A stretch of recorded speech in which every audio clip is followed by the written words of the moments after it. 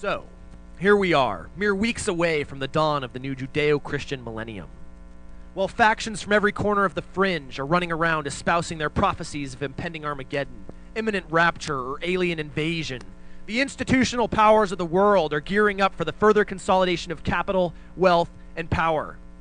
Meanwhile, the lower echelons of the global community are facing mounting financial insecurity, famine, and inevitable economic liquidation under the boot heels of neoliberalism.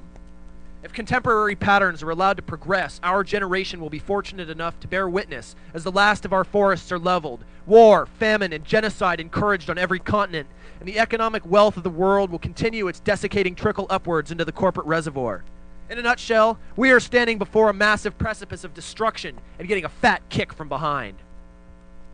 Whether or not this whole Y2K thing amounts to anything more than a few paranoid delusions, it has indeed provided us with a temporal impetus to step back and see where the world is headed. So this begs the question, where in the hell are the anarcho-punks during all of this? What is perhaps the most ostensibly political subculture in northern society doing to either derail the evil plans of global power, or even to save our own asses? Unfortunately, as I look at the scenes around me, the only answer I see is not a hell of a lot. It seems that our self-labeled, aware, and educated subculture finds record collecting, trivial scene politics, and watching The Simpsons to be of greater efficacy than actualizing the slogans on our patches. While Rome is engulfed in flames around us, we exercise the freedom given to us by economic privilege to ignore the screams of our neighbors and sit quietly, dare I say meekly, content in our marginal little subculture. And damn it, this isn't good enough. There can be no justification for a subculture that at once pats itself on the well-spiked back for how great it is to be DIY and a political anti-authoritarian anarchist, while at the same time doing all too little to affect real change in our own lives or our own communities, much less in places like Mexico, Rwanda, Colombia, or Kosovo. There is no excuse for the piddly feel-good bullshit we call activism in a subculture that has all the resources of the first world behind it. And let's face it, the stakes are high and only getting higher. And if we expect, or even would like, to help end this planetary downward spiral, we need to elevate our sights and shoot to kill. We need to jump off the treadmill of the "it's better than nothing" school of activism, allowing our noble yet ineffective tactics of watered-down protest, transparent political rhetoric, to go the way of flat planets and grunge. We need to lay a new foundation for our politics based not on 19th century Marxist slogans or half-assed ideological assumptions, but on the demands and conditions of the real world as it is happening in the here and now. It is no longer relevant or valid just to say, "fuck capitalism" or "fuck money." We must necessarily bring our politics into the new millennium. We must necessarily say, fuck the neoliberal model, fuck the IMF, fuck structural adjustment programs, fuck the multilateral agreement on investment, and have 6 pages of footnoted facts to back us up. If we do not at once update and substantiate our convictions, we will never progress out of the well-greased rut of half-assed, fact-free demos and political impotence where we remain stuck today. Lastly, and perhaps most importantly, let's talk about wrecking shit. If we are really serious about dismantling the corporate yoke, conserving what little is left of our wildlands, and spawning a new age of respect for all life, we need to get up off of our knees, stop spare changing the institutional powers that be, and start taking what we want, what we demand, and what we need.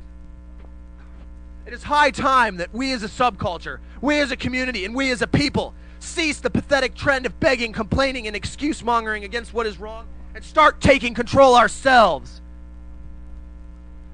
You ever wonder what happened to anarchism over the past 60 or 70 years? Ever wonder how a once powerful and threatening political force could be reduced to its current status as a laughable, insignificant ideology for a couple subcultures of the first world fringe? Well, once upon a time, anarchists stood for something, anarchists had something, and anarchists did something. And somewhere along the way, we dropped the ball and became an ideology defined not by what we believe or what we do, by what we don't do. We hate government and pigs. We are anti-racist, anti-sexist, anti-homophobic. We hate inequality and oppression. But rarely, if ever, in today's debate, do we ever have anything to offer but these oppositions.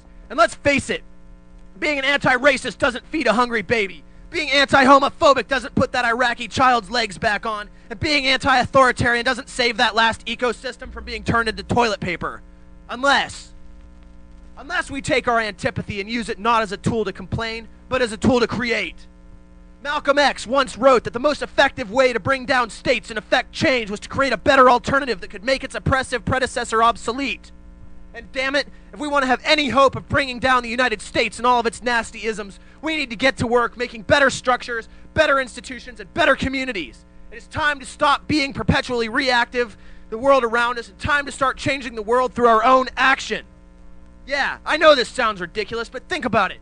We live in one of the richest nation states on the planet. We have all the same resources as notoriously powerful groups like the Christian Coalition, the Nation of Islam, or the Republicrats.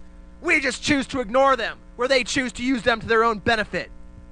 Or perhaps worse, we even pretend to abdicate them in some delusionary attempt at removing ourselves from privilege and the guilt it entails.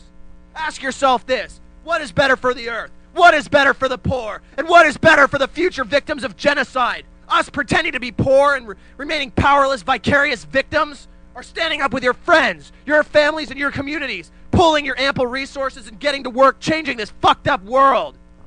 Now is the time for us to make cops obsolete by securing our own homes and our own neighborhoods. Now is the time to make suicidal industrial agriculture and its ensuing cycle of dependency obsolete by growing our own food and setting up our own systems of distribution and storage. Now is the time for us to revolt against exploitative medicine by enhancing our abilities to heal ourselves. Now is the time to make the military obsolete by forming our own community militias. And lastly, it is time we destroy the government by creating sustainable institutions based on liberty, justice, and respect. For if we do not create before we destroy, we are left with nothing. People, the time is now. History has amply illustrated what must be done, and indeed has provided us with the means to enact serious change. Now, we must take in the slack and get to work toppling the power structures in this fucked up world.